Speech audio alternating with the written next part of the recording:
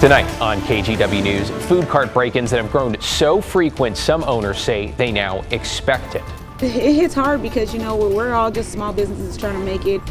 Also tonight, a warning for pet owners, what authorities say a man who posed as a dog sitter did next. I think that's just kind of the world we live in today. Plus, on the very day ballots go in the mail, the new poll in the Portland mayor's race that puts an outsider on top. But first, it's almost like being at a dysfunctional family dinner. As city leaders take a step toward walking away from the county when it comes to their joint homeless response.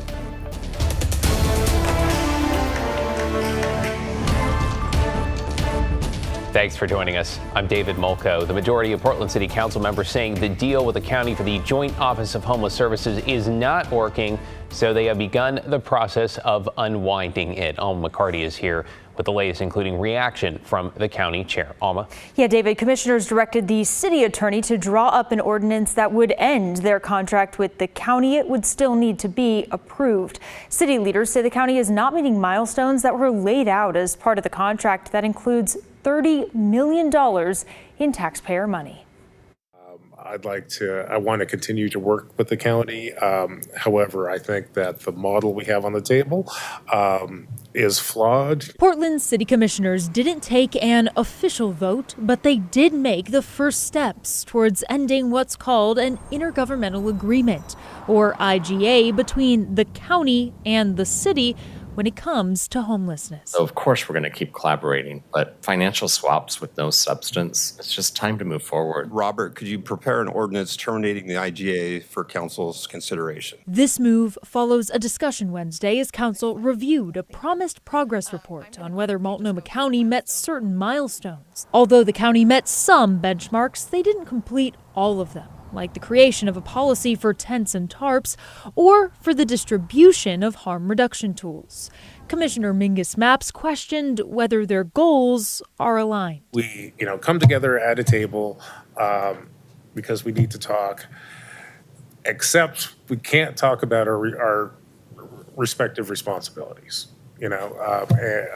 Like which lane the city is in and which lane the county's in. It's almost like being at a dysfunctional family dinner. Interim City Administrator Michael Jordan expressing there's been progress, albeit slow. We are in this thing together.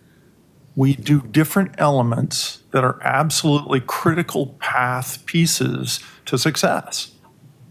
And I think we're learning to deal with each other better. Carmen Rubio was the only commissioner to argue in support of the Homeless Services contract. For me, I feel like we still do need to see this through. We still need each other. We're always going to be intertwined. So for me, the idea of the IGA helps us give us a table and gives us the parameters to have that conversation. We reached out to the county for comment.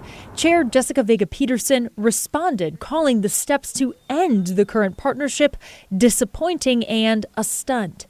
She went on to say the majority of city council says they don't want to work with the county to end homelessness, the number one issue our community cares about.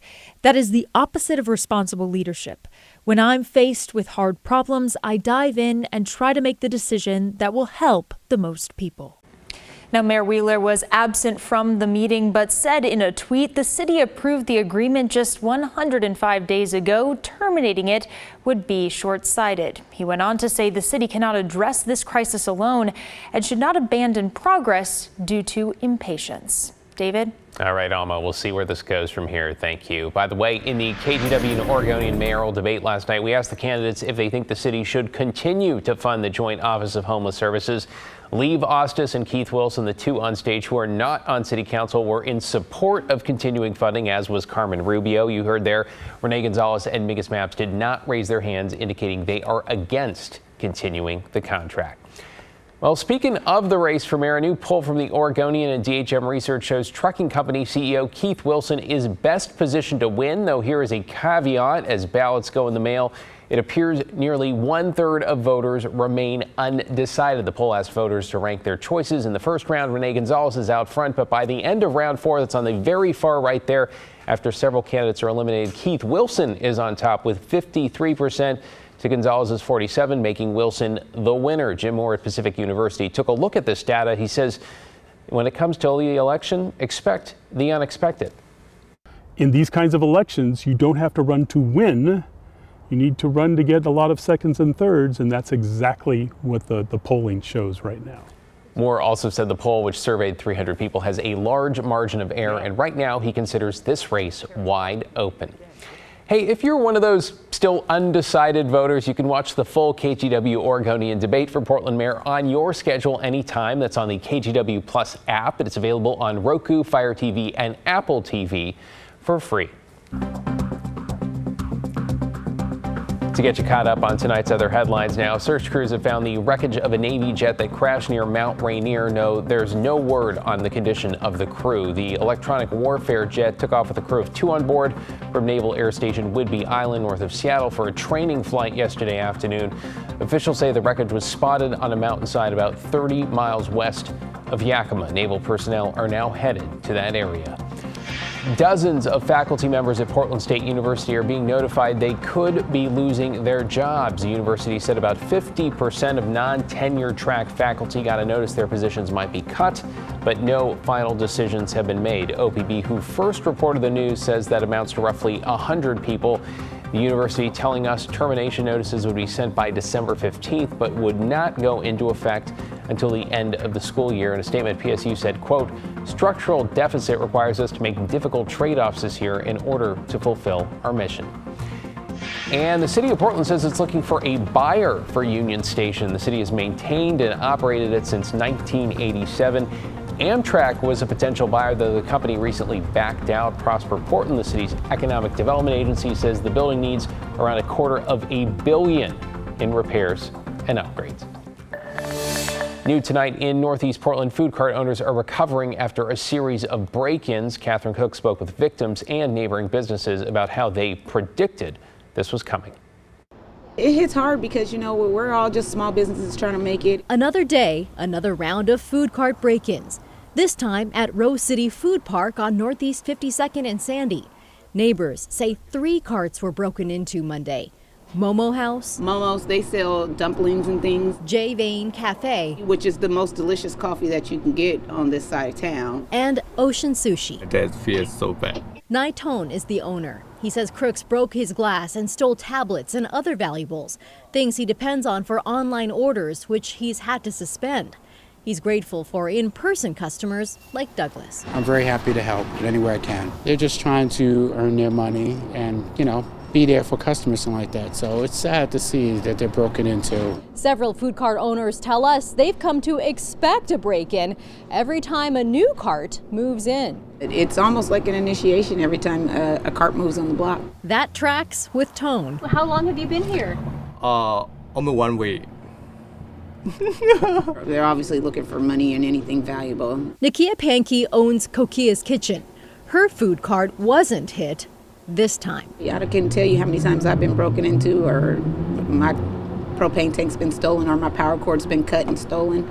I mean, it's been going on for the past 3 years for me, constantly. How do you keep that smile on your face? I take a look around and I see that I'm getting by. Pod managers say it's up to individual carts to file a police report. For some, filing an insurance claim isn't worth the mark on their record or the deductible, so they tough it out. Friends started this GoFundMe to help those in this case. Nakia tries to make sense of all the thefts, but it's hard. Maybe they needed it more than I did. Maybe they needed it more than they did. Maybe they just don't have a conscience. In Northeast Portland, Catherine Cook, KGW News.